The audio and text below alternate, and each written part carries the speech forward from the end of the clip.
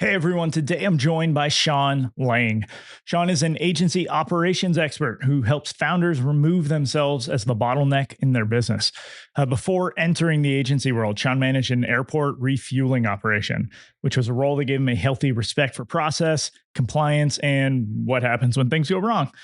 He has since applied those lessons to help agency owners stop hoarding problems and start building teams that actually think. Now, I wanted to have Sean on because the founder as a hero mindset is killing agency growth. And I think most founders don't even realize that they're doing it. So he's got some great frameworks and strategies to address this. And also his podcast, Agency Uplift, is a must listen show. In this episode, we discuss the first signs that you're the bottleneck, breaking the hero addiction, making time to slow down and speed up, and more. Lead gen is the hardest part of running an agency. For most, it's unpredictable, it's slow, and it's usually expensive. Gia flips that. It's the all-in-one growth platform that turns your existing relationships and client work into a steady pipeline. Gia automates lead gen, follow-up, and content, and it's all from the work you're already doing. You can check it out and get some free bonuses at getgia.ai/dynamic agency. And now, Sean Lang. It's easier than ever to start an agency, but it's only getting harder to stand out and keep it alive. Join me as we explore the strategies agencies are using today to secure a better tomorrow. This is Agency Forward. What's the first sign that a founder is the bottleneck in their agency? The first sign that a founder is a bottleneck in the agency, it's probably it's insidious at first, right? It's when you start making justifications of, I could ask so and so to do this, but I'll probably do a better job, and then you just do it. Or it would be faster if I did. And that can be correct. Like you can adopt this really, really, I think, productive mentality of if it just takes 2 minutes or less, just do it, which I agree with. But then that 2 minutes becomes 3 minutes, becomes 5 minutes, becomes 10 minutes, becomes half an hour, becomes I'll just do all of it all the time. And then suddenly you're Superman and you're resenting all of the normies around you. So yeah, it's when you just like, I'll just do it. It'll be easier. And then it becomes, behavioral. Yeah. You find, so I've seen this, so I'm sure you have also seen this.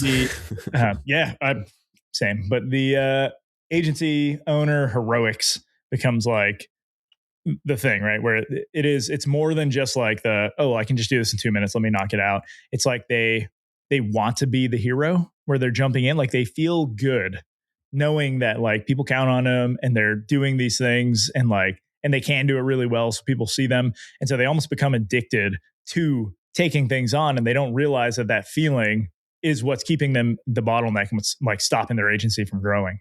You see? It becomes identity, and sometimes it is intentional. I think often it's intentional or unintentional, but it becomes identity because you really like a lot of us, dive into starting an agency, for example, because we didn't really like how it was done at the place we worked before, or maybe we're an opportunist and we see a gap in the market, like I could do that. And then so you kind of dive in and you're like, well, I can do this and I can do that. And you get really, really addicted to that dopamine hit of I just solved a problem. I'm going to go solve another problem. I'm going to go solve another problem. And a lot of people don't even end up making their first hire until they just realize that they don't have enough time to solve all of the problems that they see. So they hire the person, but then they stop, or they never actually bring that person on board to actually help them solve those problems. And they just end up hoarding all the problems. And then they rather than sort of communicating the why and here's the outcome, they'll here's a task. You can have this task. You can have this task. And then you end up being surrounded by like a bunch of task rabbits, people who aren't really bought in, and people who think that their sole value is give me a box and I will check it. Right. And then you as the founder, you're just silently like resenting these people, being like, why don't they get it? Why don't they care? Why don't they see what I see? Well, it's because you don't tell them anything. It's because you don't show them anything. It's because you hoard all of that because it makes you feel important because you are. I mean, before I got into the agency space, I worked all sorts of different jobs. And one job in particular, I worked I was the manager of a airport refueling operation, which is very, very different from agency now, but Yeah. also kind of similar in that if you screw up, everything's on fire. So I got a really healthy dose of like process and compliance, and the fear of Mhm. everything all of the time doing that job. But one thing Yeah. that when I came in and took over the manager position, one thing that the employees constantly reminded me of the previous manager is that the previous manager would never actually let them do the full extent of their job because they felt that he felt that it made him less important. And so he always hoarded all the responsibility, all of the information, would just give them sort of the breadcrumbs. And so I took that early on to be like, this is a way that I never want to be, because this is often how a lot of us come into either entrepreneurship or what we think is leadership. We think that leadership is like being the most important one in the room, whereas like leadership, I think, is the opposite of that. It's actually identifying where 1 + 1 = 5, and then you just trying to like Mhm. not passively, but kind of you trying to allow that to happen and to like nurture that. And you can't do that if you are the one who solves all the problems. Then you are the one, and you are the two, and you Mhm. are it's all you, right? So Yep. Yeah. That was a lesson learned in the army where I really like going in. I wanted to be the dude, right? Like kicking in the door, shooting the cool rifles, like all of that.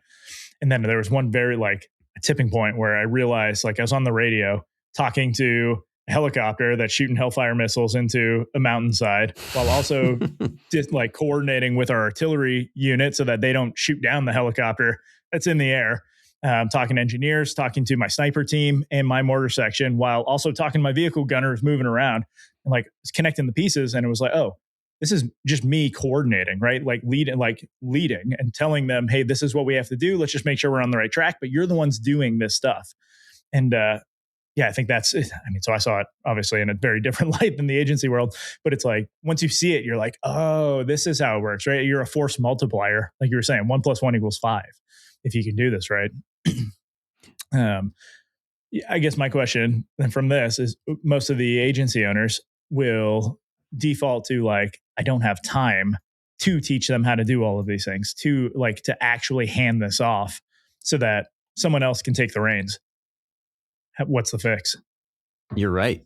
You don't have time. And this is, but the thing is, not having time and continuing to be the glue in between everything doesn't just automatically create more time. So you might as well take the additional time, slow down.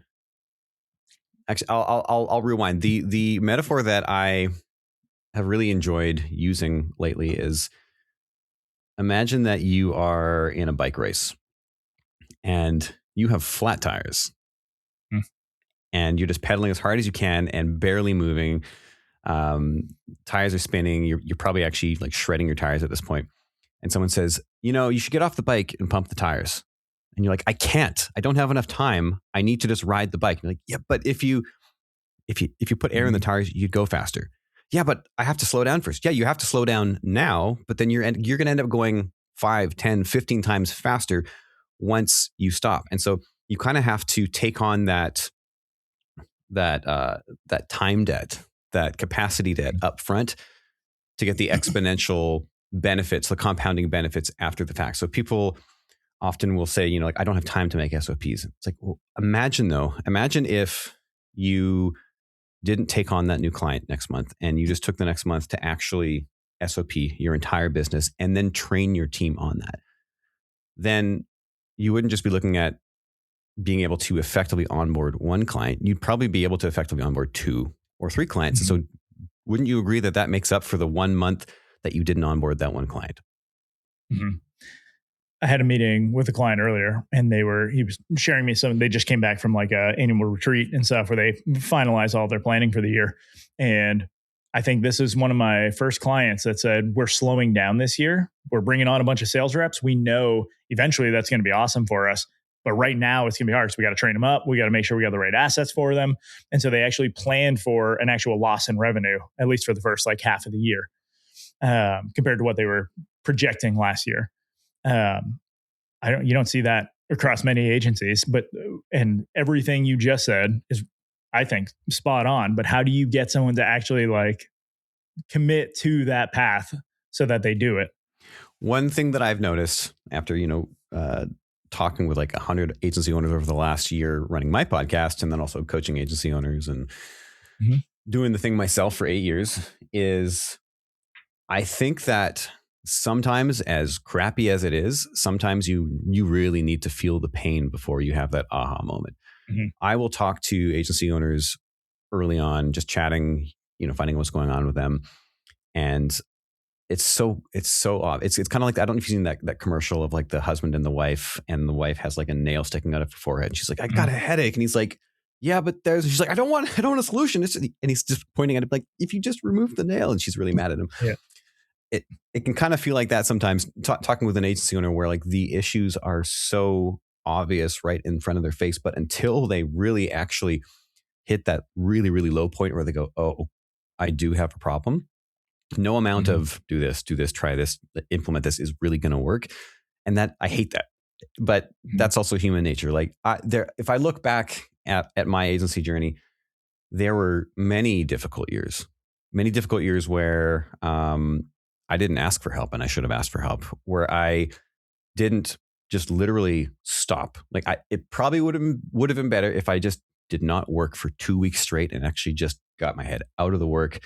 Let the fires burn, because in my experience, they just keep burning anyways, or new ones pop up, and just get perspective on everything and say like, you know what's working or what's happening and what I've been doing is not working. I actually need to make a change. But most of us are so heads down in the box checking, ticking these boxes constantly that we never really stop. And so I think that the long answer, which I answered at the start as well, is just often we just need to really feel that pain and fully be like, I cannot live with this anymore before we make those changes. Some people are very, very forward thinking and will be like, I got a mentor before I needed one. You're not the norm.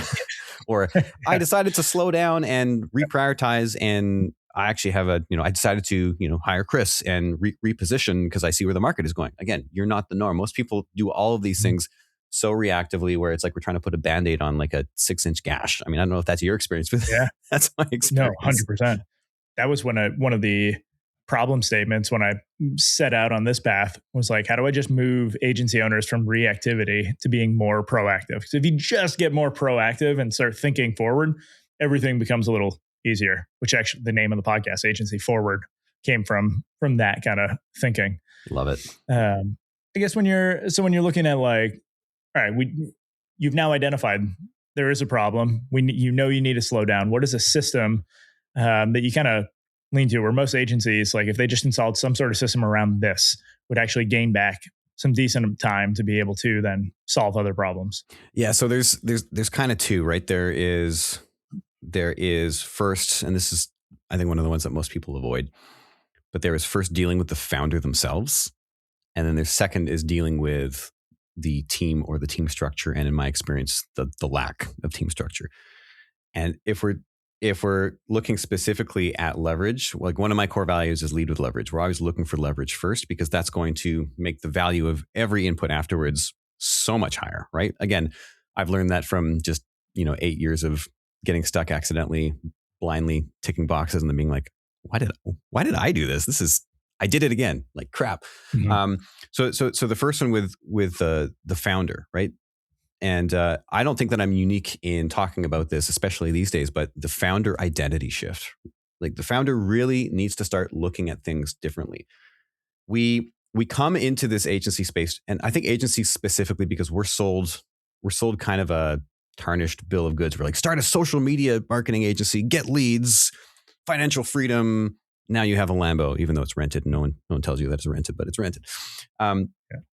So you build the thing with you being the operator, and being an operator in itself is a very valuable skill, but you need to know when to hand things off. And I think that, again, that plays back to that first piece of the conversation of holding on to things. So the founder identity shift, like you really need to start seeing like, where is my greatest leverage? Is my greatest leverage doing one-to-one tasks? Is my greatest leverage, doing social media outreach for my clients? Or is my greatest leverage finding really, really good people better than me to do that for me. Is my greatest leverage creating SOPs so that now I have a predictable system that if this social media manager doesn't work out, well, guess what? The next one is going to be able to step right in. The client's not even going to notice any change because it's the same system, etc. A really, really important thing in the founder identity shift is not just like these things that you do, but it's the questions that you ask, right? So I ask all of my clients, and I also get some people I talk to as well. I get them to do what's called the weekly CEO ritual, and it sounds kind of silly, but it's because I want people to start thinking like, am I acting like a freelancer still? Because I started this agency as a freelancer. Am I acting as a freelancer, or am I acting as a CEO? Because CEOs, as much as we like to either glorify or vilify them, talk differently. They ask different questions. They see things differently, right? And so we need to learn how to ask different questions. So it's really important to have values. I mentioned core values. I have 6 core values that guide me and in everything that I do and all the client work that I do with clients. And so for my weekly CEO ritual, which I do every Friday at the end of the day, I first grade myself on every one of my 6 core values. So it'd be like, out of either 100%, 50%, or 0%, was I in alignment with my core value 1, which is lead with leverage? And then what's my reasoning for that? And I'm really trying to reflect on my week, and then going through my next core value, which is ruthless clarity, and then et cetera, going through all of them as well. So really, we're trying to connect to who I am and what I believe in and how I'm trying to show up. And then afterwards, I'm trying to look at my week. Where was the waste? Waste being like, am I actually acting in my core values? Am I actually taking advantage of leverage, or am I just being busy? Because I love being busy, right? But like, who cares? At the end of the day, the agency doesn't benefit from that. And then I'm looking at my upcoming week, and I'm looking for current leverage on my calendar. And if there is none, that's already like a stop everything. How can I find leverage? The next one is identify potential for leverage on the calendar. So maybe if I'm having a meeting with someone who's a super connector, but that's not part of the conversation, guess what? That's going to be part of the conversation now, is how can you connect me to more of these people? Like, find the leverage and then take advantage of it. I'm looking for I'm looking for waste on the calendar so that I can just right away, like, oh, there's a random networking meeting from someone that I don't really need to talk to. I'm just going to push it off a month or a week or whatever, because this next week needs to be super high leverage. Then I ask myself, where do I need clarity? Because the agency game, it's such an ambiguous business model, because you can get away with money comes in, I pay myself, I pay my staff. Hopefully there's some left over, and then the month repeats, and then hopefully I have money at the end of the year to pay the tax man. Like, that's kind of how most people run their agency businesses, including personal finances as well. And so we actually want to make sure that we're having clarity, or at least we're like taking stock of, I still don't have clarity here. I still don't have clarity there. I still don't have clarity there. And then making these actual conscious decisions to change that. So at a very high level, just changing the identity of the founder from just a freelancer or an operator to that of CEO by just asking these very pointed questions once a week.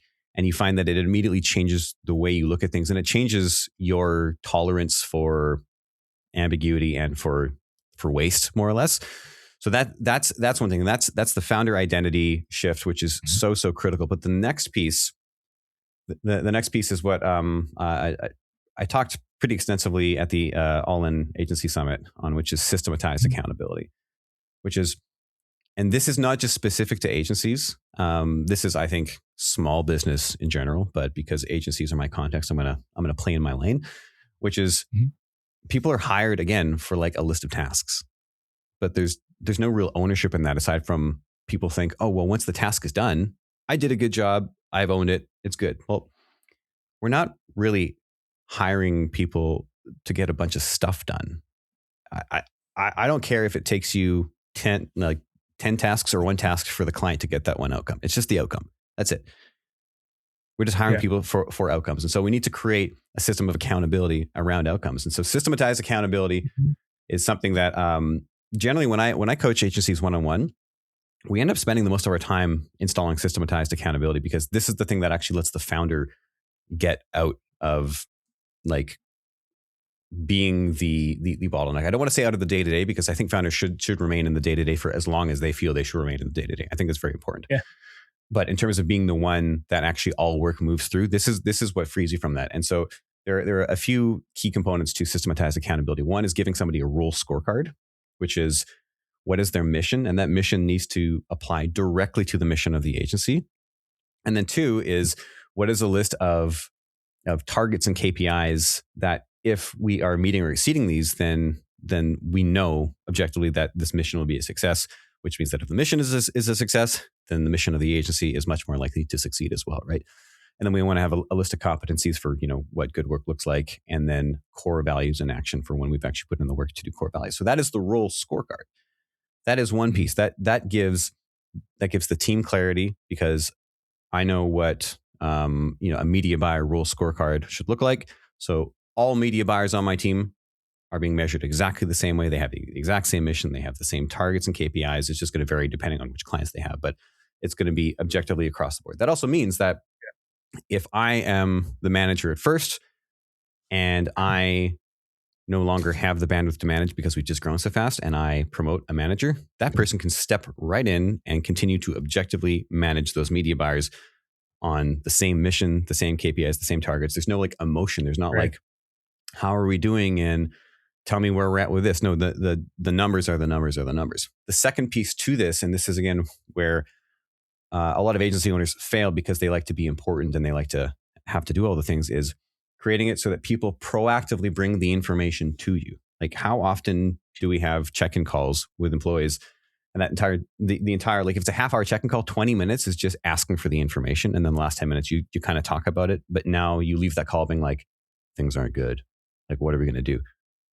Whereas that entire call could have been used to coach and support and diagnose those issues, because we should have had that information already. So rule scorecard is the first part. The second part is all that information transfers into a very simple but ugly dashboard in Google Sheets or something, where just line by line, it would be week by week for all the different metrics. We have our targets and we have the actuals. And then we only really want to focus on where we're not meeting target. That's it. If we're meeting or exceeding, awesome. That's great. That way, when we both come into the one-on-one, the person has already proactively filled out that information for us. We've already had a chance to see it. And so the entire meeting is basically, aside from pleasantries and how you do and yada, yada, yada, it's, okay, let's look at the scorecard. Okay, out of your 8 KPIs, these 6 look good. We're not going to deal with these, but okay, so click-through rate. We're not nailing click-through rate across the portfolio. What's the issue there? Oh, we haven't sent enough messages per client. We're supposed to be sending 10 messages per week per client, and the average is actually 8. So can you please give me some context, some nuance there? Is that then you can get down into now diagnosing, which is okay, so is this a process issue? Is this a leadership issue, and that I'm actually not giving you the instruction and the feedback that you need? Or maybe is this a people issue? And then can I train you up? Or is this maybe you're just not really into it anymore, which is also a possibility, right?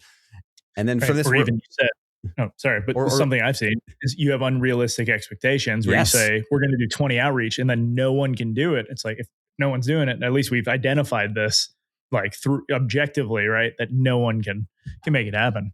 Absolutely. I mean, how often, for people listening, how often do you say, oh yeah, we hire media buyers to do this, and it's the number has to be 20 per week, but you don't really track it. And every time you talk to everyone, they're like, I did 11, I did 7, I did 9. And you're like, but your line is always, it's 20. Where did that number come from? You pulled that number out of your butt and no one's following it, and it means nothing. And then the team is just getting trained that whenever Chris gives me a target, it's going to be so pie in the sky, ridiculous. It doesn't really matter. Just do what you can do. And how many times have you worked for somebody in the past where they had high expectations, and then you talk to the next in command and don't worry about it. He says that, but it's lower and it's okay. You can't really scale a team when there's that level of disparity between expectations and reality. So the idea with systematized accountability is really just to bring everything objective. And of course, if no one is ever meeting the mark ever, that is a very good flag to you that something is broken, whether it's your expectations or maybe it's your processes, or maybe you're bringing on the wrong clients. And this is just not you're delivering the right service to the wrong clients. That's still a huge mismatch, right? Yeah. One critical piece that I think most agency owners overlook is just documenting the numbers, period.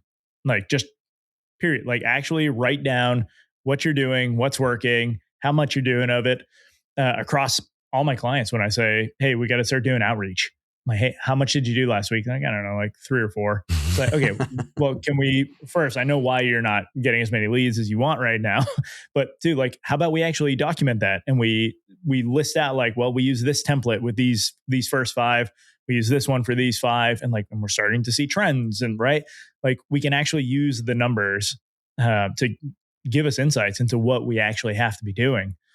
It's like everybody skips that, and it's like it feels, I don't know, like commonsensical, but I guess that's the point of common sense, right? Not everybody's going to have that piece.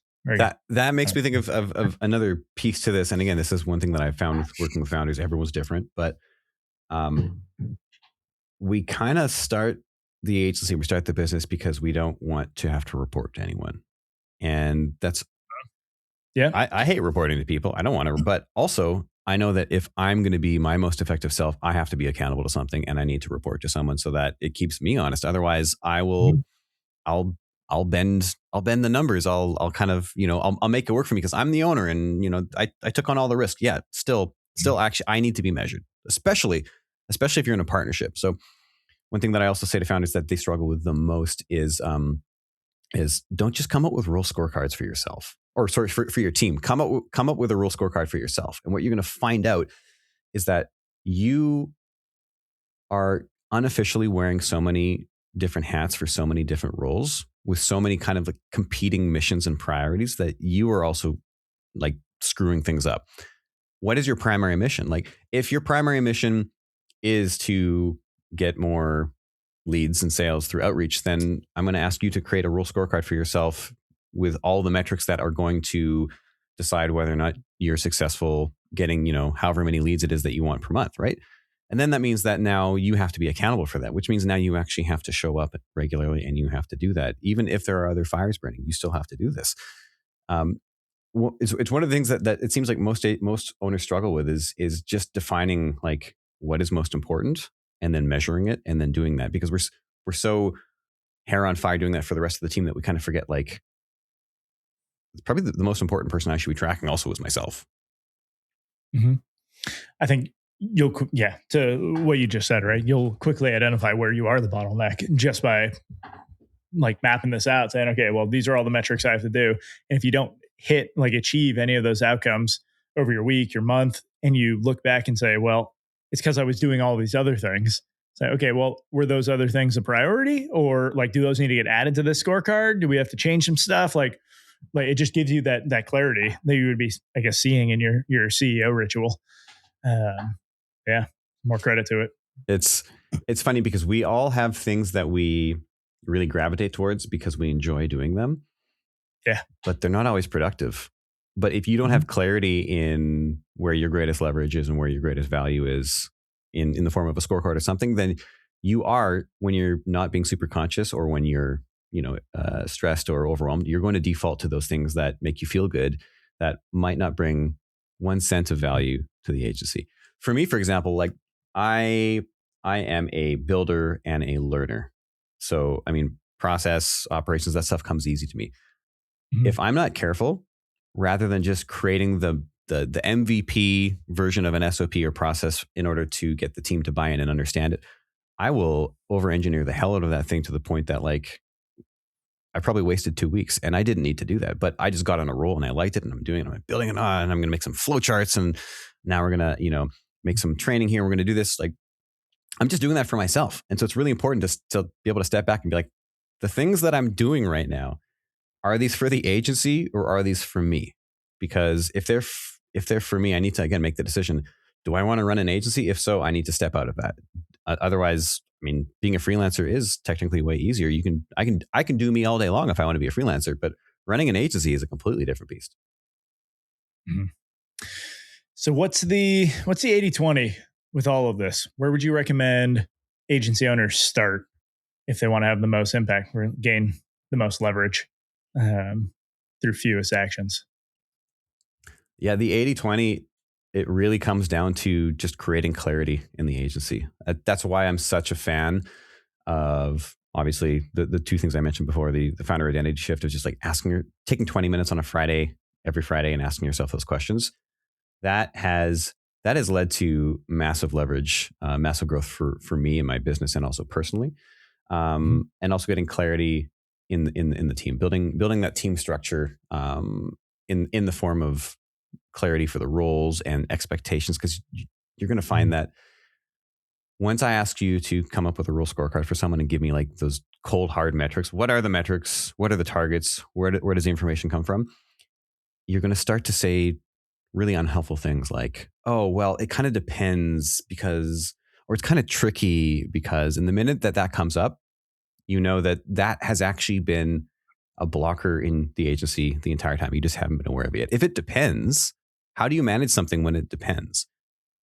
Right. I was consulting with a founder mid last year, and they took the approach that their work is too nuanced to measure, and they paid top notch wages, and they were all feeling very, very stressed out. But the founder and the founder's management team, they all collectively agreed, you can't really measure this work. It's too nuanced. And I said, good luck to you all. Goodbye. Yeah. You know where to find me when you need me. But essentially, when you're ready for things to settle down and to regain control, you need to be committed to just getting clarity. I think clarity is the 80-20, clarity is the 90-10, clarity is the 95-5. Like it is the thing that allows you to make decisions. Clarity is what allows you to, again, even identify that leverage at all and ask the right questions. So just clarity. Right. And more reason to get a coach to actually help you find that clarity, because I think you've probably seen this in your own business, but then with other, with clients and stuff, it's just you can't see a lot of your own problems from the Solomon's paradox, cobbler's kids, all those different sayings, like they exist for a reason. It is really hard to just look at your current situation and know like what you should be focused on, where the issues are. And sometimes getting that other person to just look at your operations and just be like, where am I missing the mark? Goes a long way. And so more reason for people to reach out to you right there. Absolutely. I'm biased, but I agree wholeheartedly. Yeah. So I got two more questions for you as we wind down here, with the first being, what book do you recommend every agency owner should read? So actually, I said at the start I would have one book, but actually I have two. And one is probably one that gets mentioned a lot, which is Atomic Habits. I think that it's a great way to just, again, be intentional and start to sort of redesign and redefine how you show up. Because I think a lot of us are stuck in sort of unconscious patterns. And so Atomic Habits allows you to actually like define those and break those. So I think that's really powerful. And then another one is Buy Back Your Time by Dan Martell. Which is, again, kind of very, very topical and sort of related to what we're talking about right now. Just teaching you how to identify your greatest leverage and put a value on it so that you actually treat your time as the most valuable thing that you have, because it is. Mm-hmm. Cheers. Last question. Where can people find you? People can find me at agencyuplift.co. And I also run a podcast called the Agency Uplift Podcast. We're at close to 100 episodes now. And you just search Agency Uplift on Spotify or wherever you listen to podcasts. And we release 2 episodes every week. Awesome. All right. And we'll get all those linked up in the show notes. And Sean, thanks for joining. Thanks for having me on. That's the show, everyone. You can leave a rating and review, or you can do something that benefits you. Click the link in the show notes to subscribe to Agency Forward on Substack. You'll get weekly content, resources, and links from around the internet to help you drive your agency forward.